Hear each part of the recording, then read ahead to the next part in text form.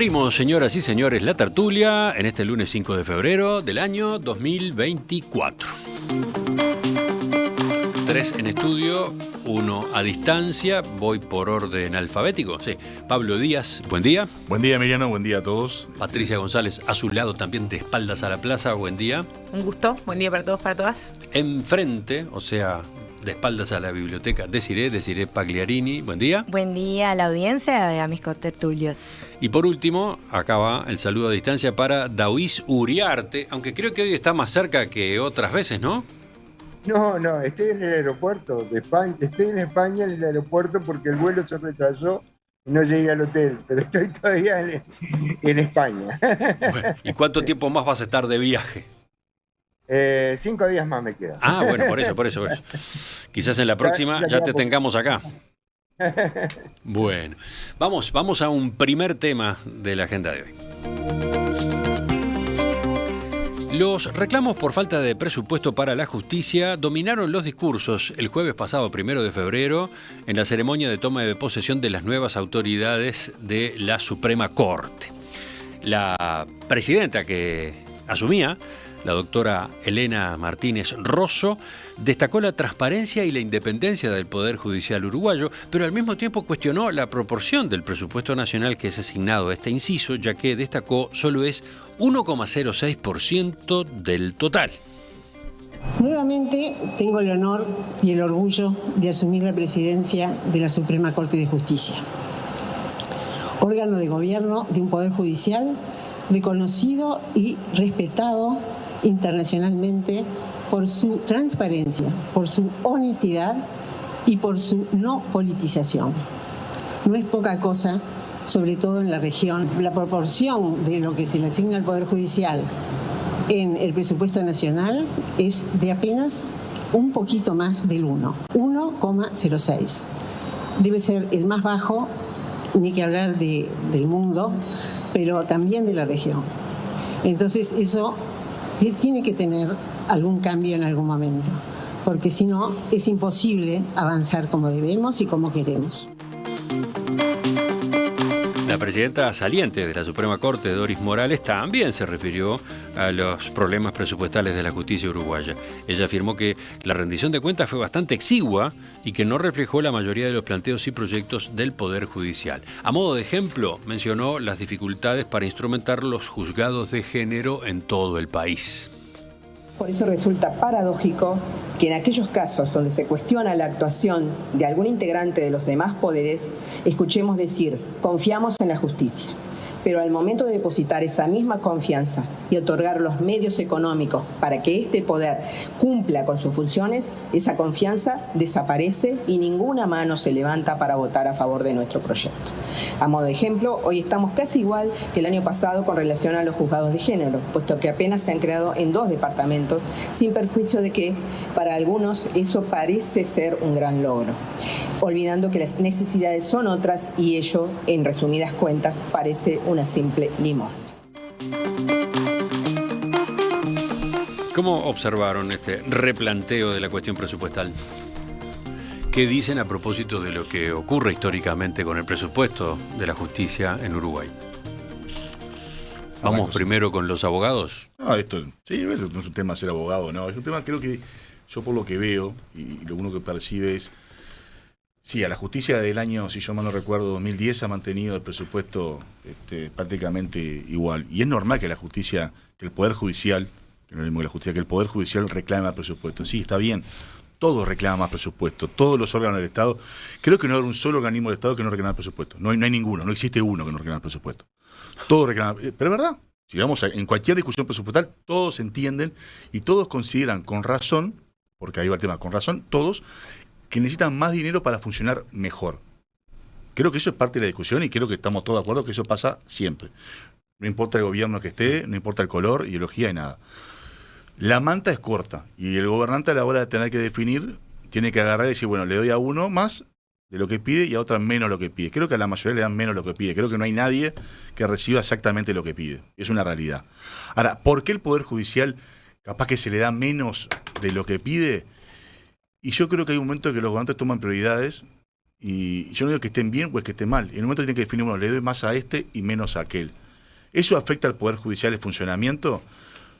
No afecta a la imparcialidad del Poder Judicial. Lo que afecta es el diario vivir del Poder Judicial. Lo que te afecta es que un juicio, en vez de durarte como tenía que durar normal, sería algo lógico, un año, meses, te va a durar 4 años. ¿Por qué? Porque un juez, en vez de tener que tramitar, voy a hablar números, ejemplo, en vez de tramitar 50 casos al año, tramita 200.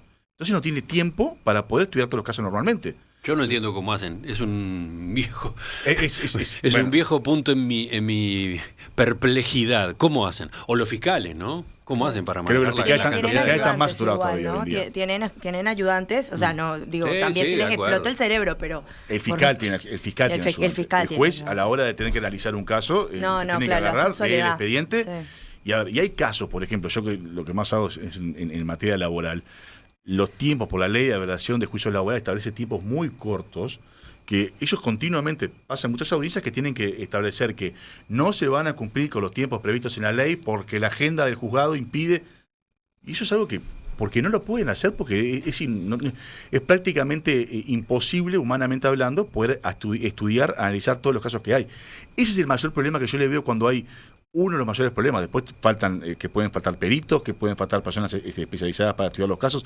Eso es lo que se ve más, el problema del presupuesto. Yo creo que no afecta la imparcialidad del Poder Judicial. Eso no lo veo. Lo que sí afecta es, en el diario vivir, el funcionamiento normal. Daoís, a ver, vamos con Daoís antes de seguir. Sí, yo coincido con Pablo en que eso afecta el funcionamiento normal. Con lo que no coincido es que yo creo que se le dio un impulso presupuestal, no demasiado grande. Estoy de acuerdo en que todo el mundo pide y siempre le dan a todo el mundo menos de lo que pide, pero en determinado momento se le dio un impulso grande al Poder Judicial. Yo soy de los que me tocó llevar cartón a las sedes judiciales para que pudieran hacer fichas porque ni eso tenían para hacer fichas en determinado momento. Y entonces hoy que funciona, hay una parte informática importante, los locales en los que hoy se realiza la justicia son buenos, en realidad a lo que fueron, no los mejores, pero son bastante buenos en todos los órdenes, laboral, penal, civil, etcétera. Creo que la gravedad del problema está en que estamos involucionando. Y digo esto ¿por qué? Porque en los números que tenemos, se restringió un 27% la parte de inversiones y un 53% la parte de funcionamiento. Perdón, Solo eso un en una 5% comparación con qué momento. con el 2019.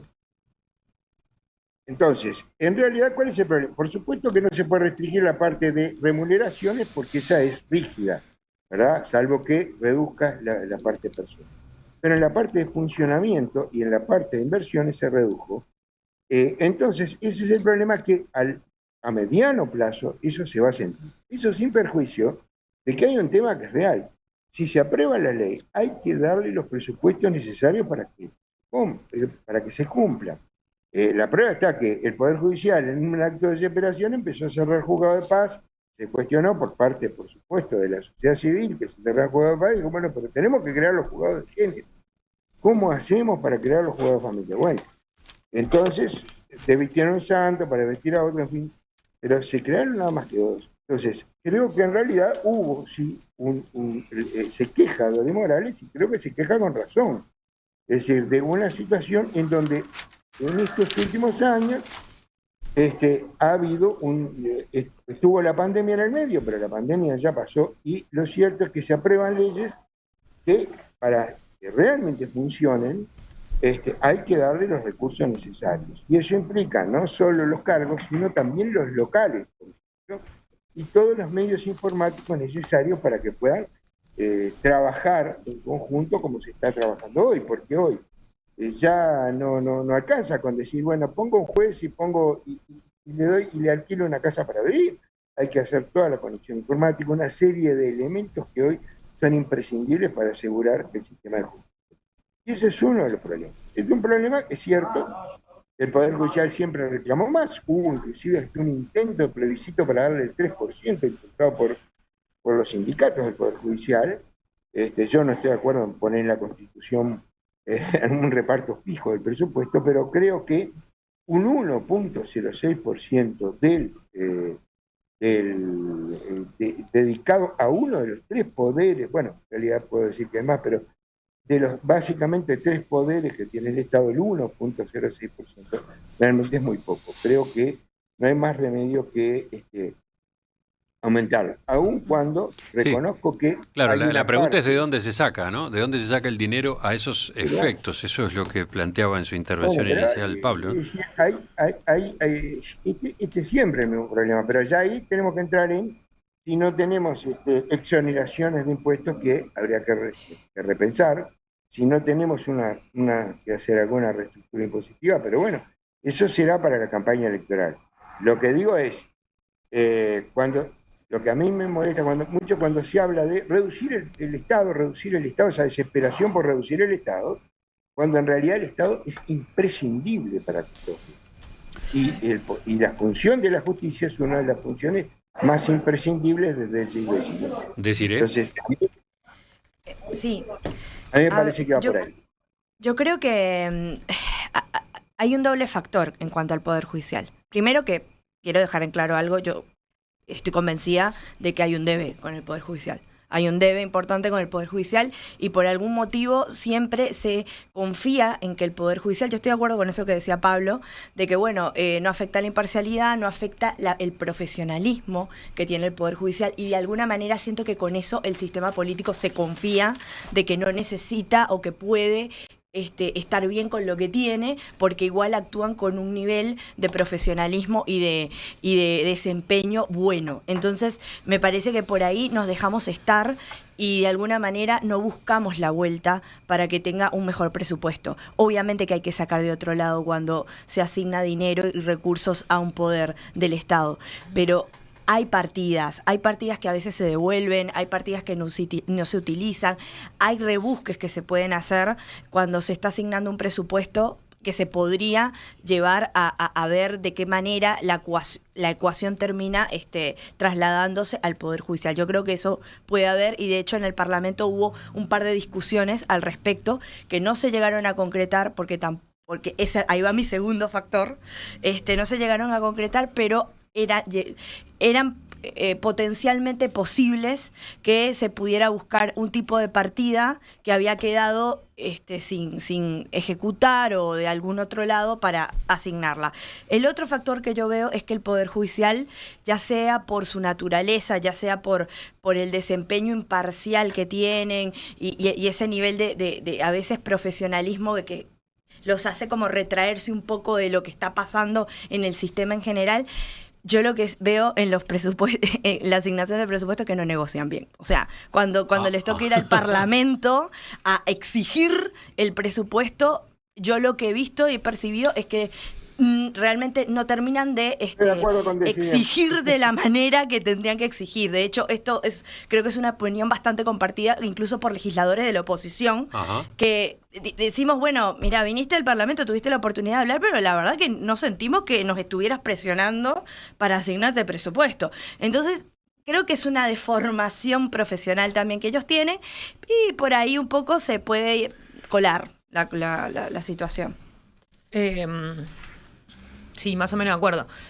Yo creo que lo interesante de la discusión es que es uno de los intermedios y de los vínculos dentro de la República y de la separación de poderes en los que hay poderes contrapuestos, ¿no? Porque en realidad estaba tratando de buscar algún artículo, a ver si había artículos escritos sobre eso. Hay algo escrito sobre Brasil y el dilema de la asignación presupuestal, porque es el poder que tiene el Poder Ejecutivo y el Poder Legislativo. El Poder Ejecutivo es el que escribe el mensaje presupuestal y el Poder Legislativo es el que lo aprueba, que tiene por sobre el Poder Judicial, cuando el Poder Judicial en realidad tiene un poder autónomo y tiene una cierta autonomía y toma decisiones propias. Por ejemplo, la carrera judicial, porque la señora habla de la transparencia.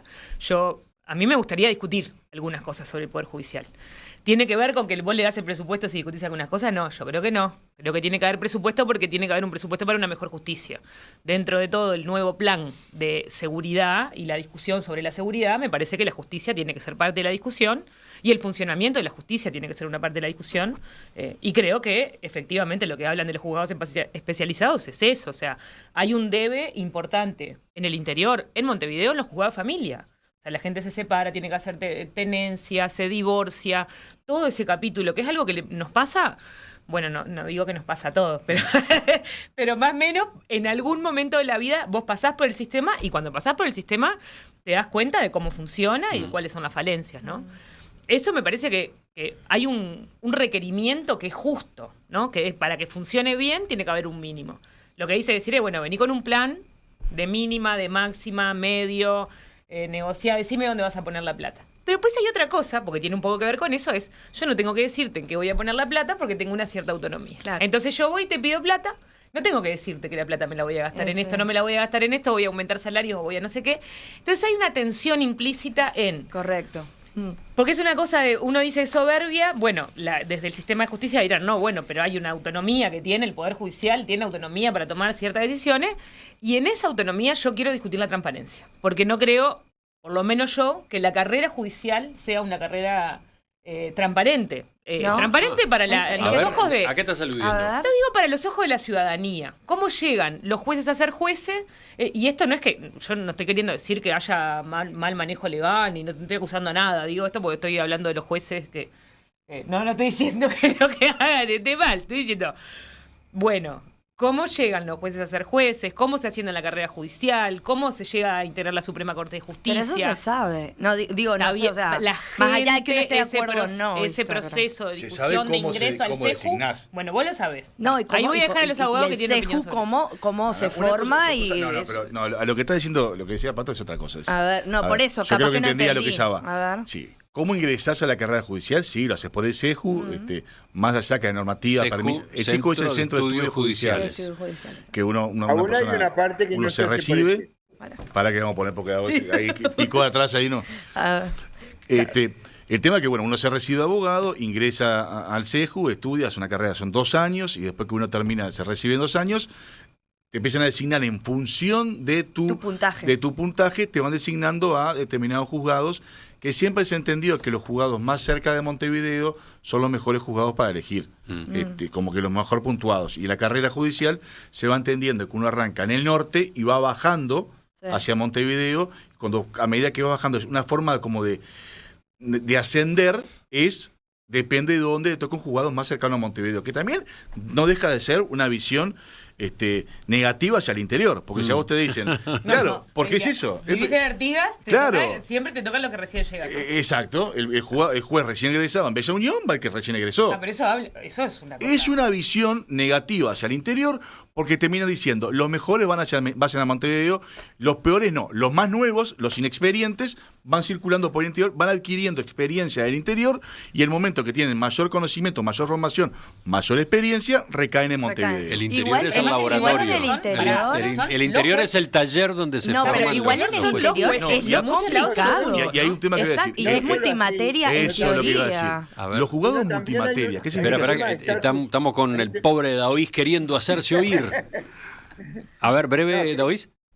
Sí, hay un tema de estatus también, porque además a lo que dice Pablo, hay que agregar además que también hay una carrera que es pasar de familia a laboral, de laboral, ¿verdad? Sí. El estatus aparece civil en el punto más alto y por ahí familia en los puntos.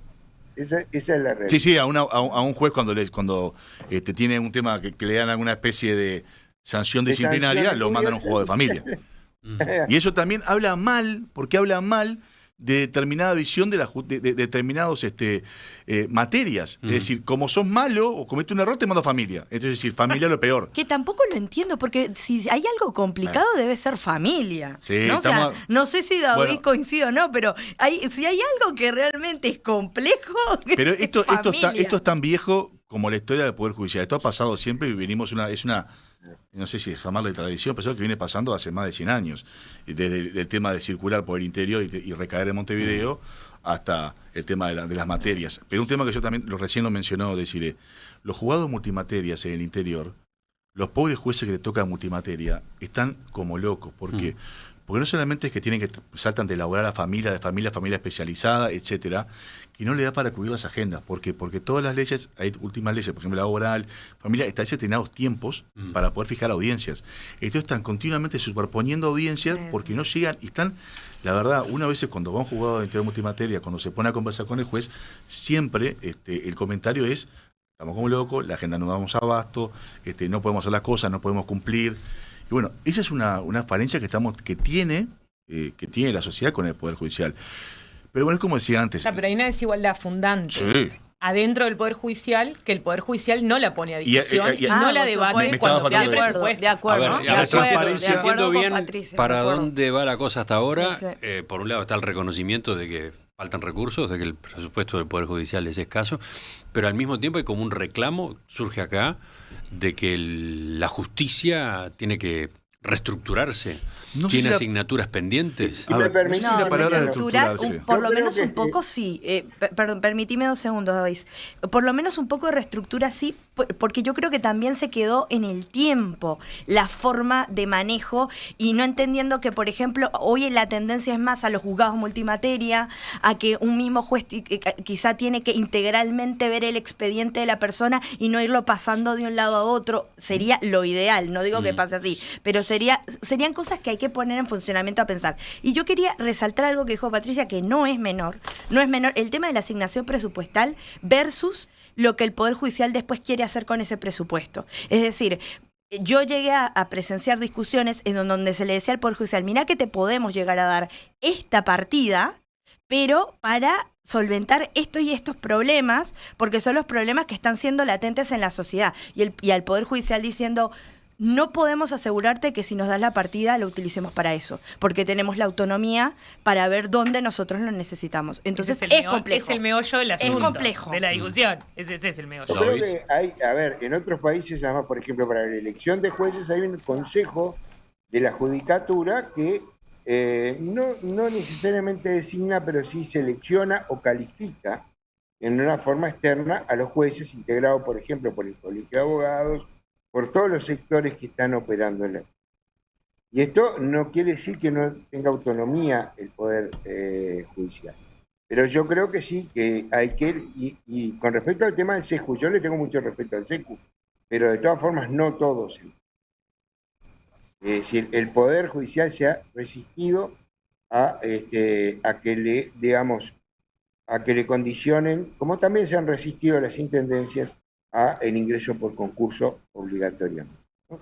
Es una especie de concurso el SEJU, pero yo creo que en ese sentido. Pero de todas formas, en el tema presupuestal, también es importante, es decir, porque lo que yo decía es, si dotamos de cargos, también tenemos que dotar de todo lo que tiene que ver con el funcionamiento. Y es muy importante. Y una de las cosas que decía Pablo, y es así, en el interior, las carencias de funcionamiento son grandes. Las carencias de funcionamiento son grandes. En relación, porque además, claro, no tienen la capacidad de apoyarse en otros juzgados como si lo tienen en Montevideo, ¿no? Entonces, de repente, tenemos una situación de licencia de funcionarios, donde en Montevideo, bueno, son funcionarios multijuzgados, pero en el interior es más difícil. Y estos son todos elementos que tienen que hacer justamente a la calidad, que yo creo que la calidad de la justicia es muy buena para las condiciones que ha tenido en estos últimos 100 años, para decirlo de alguna. Tengo acá mensajes de oyentes, unos cuantos, ¿no? Desde los que grafican limitaciones que tiene hoy el presupuesto del Poder Judicial. Por ejemplo, nos cuentan del caso de una jueza que se desmayó porque su despacho no tiene aire acondicionado. Y bueno, hubo una reacción, afortunadamente, aparecieron 2 equipos. Después, que esa jueza... Si yo te pongo a hacer los cuentos a lo largo de 35 años, es para escribir un libro de humor.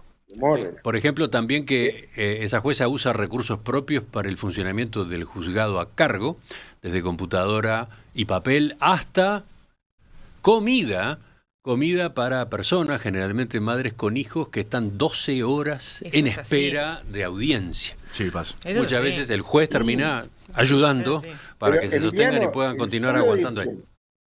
el solo hecho de que me ha tocado declarar en una sala de 2x4, el fiscal, el juez, el acusado, la víctima, todos, y no entrábamos todos en la sala. Había algunos que estaban parados oyendo lo que se escuchaba. Es decir, ahora hay algunos métodos mejores, pero todavía es muy... Es decir, para que tengan una idea, en Argentina, por ejemplo, en España, hay no solo una capacidad de separar eso claramente, sino también de atender todo el proceso psicológico de la víctima. Después, no solo de la violencia doméstica, de todo, de cualquiera que sea víctima. A mí me tocó estar en la misma sala con el tipo que le había pegado y con el lastimado. No conecto el audio nunca. absolutamente improcedente, absolutamente inconveniente. Pero era la única forma. Después tengo este otro mensaje de Claudia que dice: la autonomía es para aplicar la ley al caso concreto, que es dictar una sentencia. Pero en materia de administración tiene las mismas obligaciones que cualquiera. Los jueces no admiten que saber de derecho no implica ser buen administrador.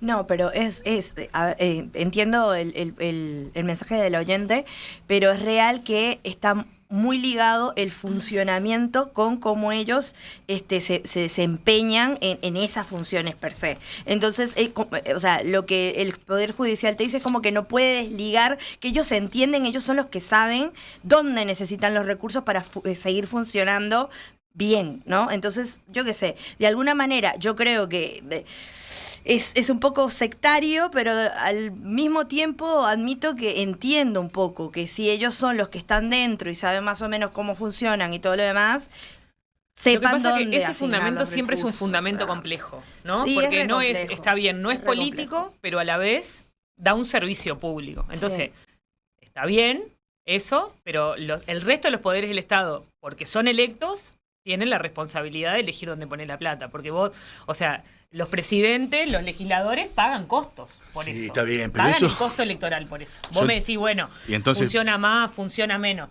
Si vos no tenés control de la sociedad, no tenés control del resto de los poderes. O sea, es un poder como que tiene un... Está bien, Pato, pero vos un decís... suprapoder. Sí, más o Pero menos. si te lo llevo, yo te lo extrapolo. así. Entonces, en la Universidad de la República Es también así. tendría que tener poder de injerencia Claro, el poder. claro. El poder legislativo y el poder político. Claro. Porque, en definitiva, los recursos surgen los define el Poder Ejecutivo. Pero, ¿y vos crees que no lo tiene? ¿Que no hay un cierto poder que tiene el Poder Ejecutivo Para cómo sobre la funciona- universidad? ¿Para dónde? el funcionamiento interno de la universidad. No tiene. Bueno, no tiene. No para el funcionamiento interno de la universidad. Estamos hablando de lo mismo. Bueno, pero para la universidad ha dado un debate sobre su funcionamiento. Sí, está, ¿no? debate. Y pone un debate público Un debate. arriba de la mesa. Pero- tiene cogobierno, además, entre otras Pero cosas. está bien, Vos me tiene podés decir, bueno, es menos. De vuelta. Bueno, pero, pero Pato, hay otra Está, gente. es Yo qué sé, pero- hay otros no, mecanismos pero- de contrapeso. Pero, Patricia, es lo cogobierno, pero la mismo. Suprema Corte de Justicia tenés los magistrados que son, en definitiva, los que velan, digamos, por el funcionamiento.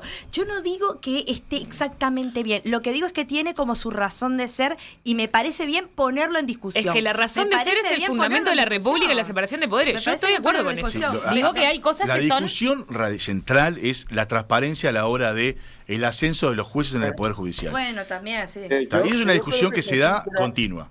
Después, Hay otro una planteo que parte- llega de la audiencia. Es un poder del Estado sin presupuesto propio.